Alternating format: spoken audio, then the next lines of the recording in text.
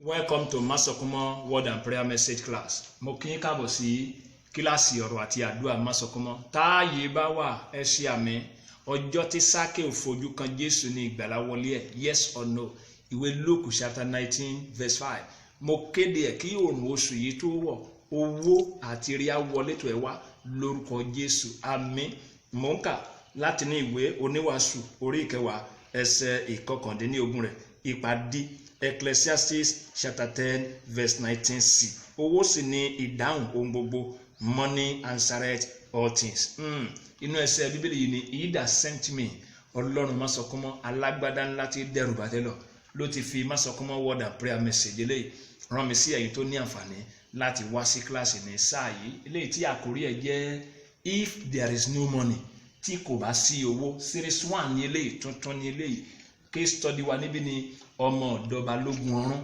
A máa kọ́ ẹ̀kọ́ yẹn láti ní ìwé Matthew chapter 8 verse 5 to 6. Ìwé Matthew orí kẹjọ ẹsẹ̀ ìkarùn sí ẹsẹ̀ ìkẹfà rẹ̀. Nígbà tí Jésù sì wọ Kápẹ́námù, balógun ọ̀run kan tọ̀ wá, ó ń bẹ̀ ẹ́, ó sì ń wí pé, Olúwa, ọmọ ọ̀dọ̀ mi dùbúlẹ̀ àrùn ẹ̀gbà ní ilé ní ìrora púpọ̀. Kábíyèsí Ọlọ́run. Ẹsẹ̀ Bíbélì jẹ́ àmọ̀ pé ẹnìkan kò ń lé wá balógun ọ̀run nítorí ọmọ ọ̀dọ̀ ẹ̀ tí àìsàn ṣe tó ti ń súnmọ́ bèbè ikú kí Jésù lè dá sí kó lè gba ìwòsàn. Yes, inú ẹsẹ̀ Bíbélì yìí láti ń kọ́ ẹ̀kọ́ ní sáà yìí o. Series 1 ní eléyìí.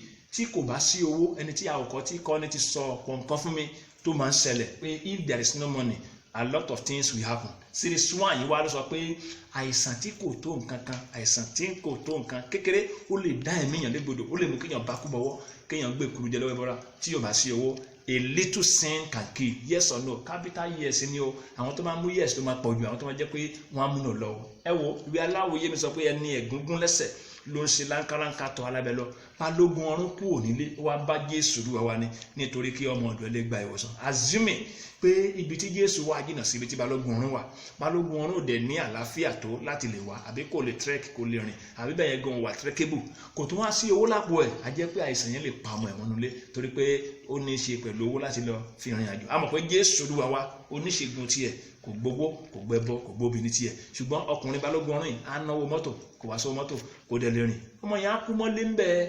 Yes, ibi tí a ti ń kọ́ ẹ̀kọ́ rẹ̀ ò ní sáà yìí o. Ẹ jẹ́ ká fi wéra wọn. Ìwé Aláwòye sọ pé ohun tó bá jẹ́ ohun la fi ń wé ohun. Nínú ìran tí a wà yìí, when it comes to health, àlàáfíà èèyàn pé èèyàn fẹ́ wà ní ìlera pé ó máa ní ṣe pẹ̀lú owó anáwó. Ọlọ́run ni o, ṣùgbọ́n a ní ṣe pẹ̀lú owó. Mo ti ṣe research ní class, èmi wá sí class láti wá jíṣẹ́ ẹni tí a ò kọ́ tí kọ́ni tó kọ́ mi báyìí láti wá jíṣẹ́ fún yín. Nǹkan márùn-ún ni mo kíyèsí pé máa béèrè fún owó. Number 1, òun ni pé ẹni tó fẹ́ ìwòsàn tó kù òun ní lọ sọ́dọ̀ ẹni tó fẹ́ gba ìwòsàn lọ́dọ̀ ẹ̀, ó máa náwó mọ́tò, transportation fare, á náwó mọ́tò. Yàtọ̀ sí yẹn, ó yá ẹ gba káàdì, owó káàdì dà, èló ni ẹ sanwó káàdì. Yàtọ̀ sí yẹn, ẹ jẹ́ ká ṣe àyẹ̀wò ká tó mọ irú ìtọ́jú tí a máa ṣe fún. Owó náà ló máa bá dé.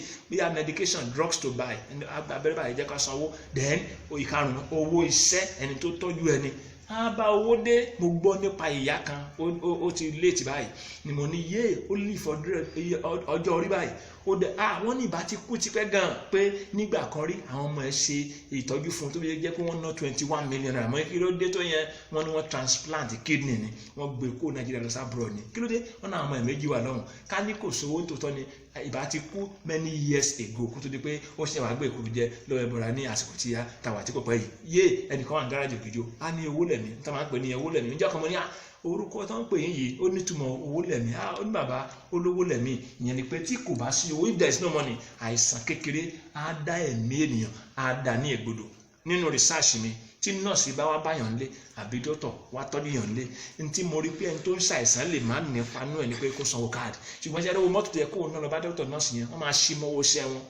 Tẹ́sítì wọ́n á ṣe tẹ́sítì, ó yá ara ilé wọn á wà ń bẹ̀, dẹ̀ owó iṣẹ́ wọ́n á béèrè fún wọn. Alágbo lèèyàn lè lọ bá ẹ bá mi kí àgbo ní wọn ní pé owó káàdì ò sí ń bẹ, dẹ̀ owó iṣẹ́ ò sí ń bẹ, owó àyẹ̀wò sí ń bẹ tó pé wọn á kí àgbo sanwó lọ sí àgbo fún rẹ kí máa mú nìyẹn. But àwọn tó pákéjì ra wọn lẹ́nu tí wọ́n jẹ́ pé wọ́n ní trado this and that làwọn yẹn ìyẹn á sanwó káàdì o, ìyẹn á sanwó àyẹ̀wò. Àwọn náà ní ọjọ́ tó ń ṣe àyẹ̀wò ní ti òyìnbó wọn ti kìbọn ní ti Yorùbá tó ń ṣe owó kíní kan oògùn rẹ̀, owó iṣẹ́ gbogbo márùn-ún yẹn lèyàn máa face.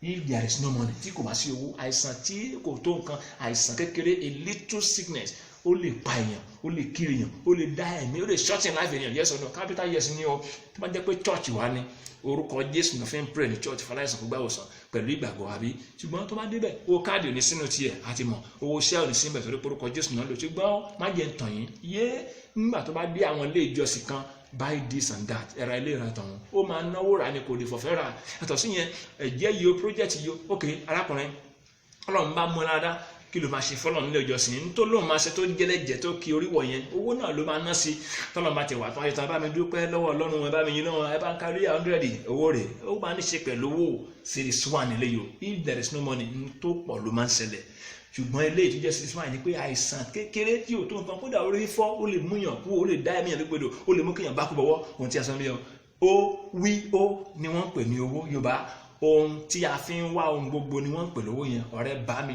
létí pa Isaac olókun tó yẹ babalọlá of blessed memory 99 years ni wọ́n lókun tó kú bàbá yẹn ló fún mi ní first office mi ní number 6 alásàlátò street ní Mushin ọ̀fẹ́ ni mo lò for many years kó tó di pé mo fi bẹ̀lẹ̀ kábíyèsí ọ̀rọ̀ nígbà kan bàbá ní akin ó jìnnà sí mi bí ẹ̀mú ní má bí dáadé káàkiri iṣẹ́ olúwa náà ni wọ́n náà wọ́n ní stroke wọ́n ní survive ẹ̀ Ọlọ́run ní àti owó ìkejì wọ́n náà wọ́n tó ní ìṣètọ́gbà kan Ọlọ́run ní àti owó ká ní kò sí owó tó yẹ pé kí náà ni àwọn àti kú tipẹ́ wọ́n lò 99 years kó tó àyàmọ̀ye tí ìṣètọ́ mú lọ àyàmọ̀ye tí stroke àyàmọ̀ye tó rí fọ́gbọ́n mú lọ series 1 rèé tí kò bá sí owó if there is no money àìsàn kékeré a little sickness can kill yes or no capital yes no jẹ́ n parí message yẹn báyìí English teacher mi sọ pé money may not be everything in life but every important things in life needs money bá ní yes or no kí lè máa mú tí yes lè mímú o owó lè má jẹ gbogbo nǹkan láyé máa ń tìṣe máa ń wàásù ẹ gbogbo nǹkan láyé kọ́ lówó àwọn nǹkan mẹ́wàá tó but kò sí nǹkan tó wà important láyé yìí tí ò ní ṣe pẹ̀lú owó táwa wá ń sọ nípa health taking care of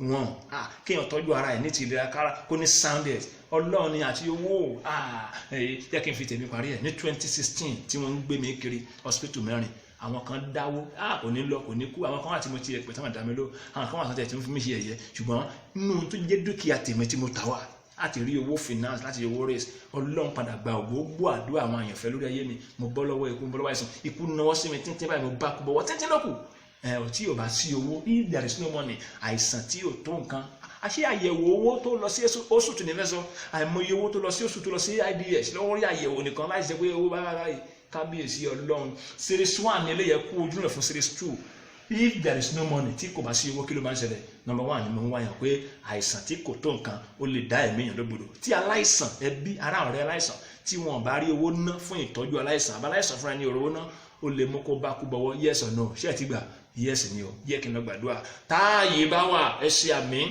níní owó kìí ṣe ẹ̀ṣẹ̀ ìfẹ́ owó ní bíbélì takò yes or no ìwé Timothy kìíní chapter 6 verse 10 mo kéde ẹ̀ lórúkọ Jésù ò ní fìpọ́njú sáyé ọ̀dà owó ò ní tún dá ẹ mọ́ láyé finally gbogbo ìgbà tó o bá pè fún owó láyé lówó máa jẹ lórúkọ Jésù àmín bọ́lá máa bùkún fún ẹni nípa mẹ́sẹ̀gì ẹ jẹ́ bùkún fẹ́ lómìnira ẹ sọ fẹ́ lómìnira nípa ẹ ṣíà ẹ lọ sí tẹlifíṣàn wa Masokomo TV lórí YouTube ẹ subscribe àwọn mẹ́sẹ̀gì wa pọ̀ mẹ́ God bless you sir God bless you ma ìfilọ̀ pàtàkì oṣù tí a wà yìí ni a máa resume ní Christ Matthias Bible College and Seminary àwọn tó fẹ́ kẹ́kọ̀ọ́ tó ń jẹ́ ẹni ìpè Ọlọ́run underline àtàwọn tó fẹ́ ní ìmọ̀ ẹ̀kọ́ bíbélì tí wọ́n ní ìpè Ọlọ́run ilé ẹ̀kọ́ bíbélì fa ìgbà méjì a kì í fìyàn joyè a kì í gbé ntọ́lọ́run bá gbọ́dọ̀ ní a kì í gbé léyàn lọ́wọ́ 2,000 naira péré ní owó fọ́ọ̀mù English class wà Yorùbá class wà a dẹ̀ ní full time part time distance learning a ní Nicodemus class fáwọn GO tí wọ́n fẹ́ kẹ́nikẹ́ni mọ̀ pé ìgbà yìí láàárọ̀ jẹ́ kí n lọ kẹ́kọ̀ọ́ wọ́n fẹ́ kẹ́nikẹ́ni mọ̀ a ní class fún wọn